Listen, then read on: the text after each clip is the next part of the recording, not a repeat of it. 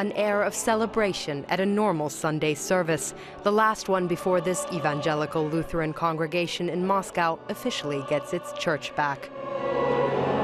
Lutherans are a religious minority here in Russia. Most in the community have German roots. Their ancestors came to Russia centuries ago on the invitation of the Tsars, who promised land and religious freedom.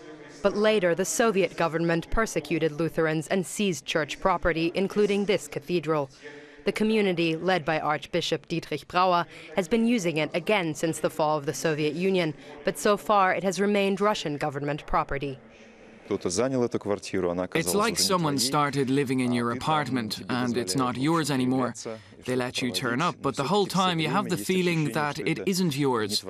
At any point it could end up in government hands or other hands, but now it's ours. It feels like home again.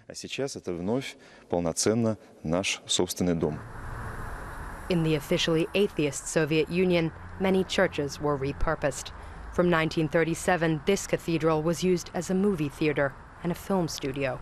By then, all Lutheran churches across the country had been closed and many of their pastors arrested and shot. Here at Vidyanskaya Cemetery in Moscow, long known as the city's German cemetery, the scars of that persecution are still tangible. Many gravestones here were neglected and destroyed. After the Second World War, the Lutheran community struggled with the additional stigma of its German origins, often associated with the Nazi enemy. The return of our church to some extent restores historical justice, historical truth, but only partially. I hope that this will just be the beginning of a new stage in the development of our country and our community. The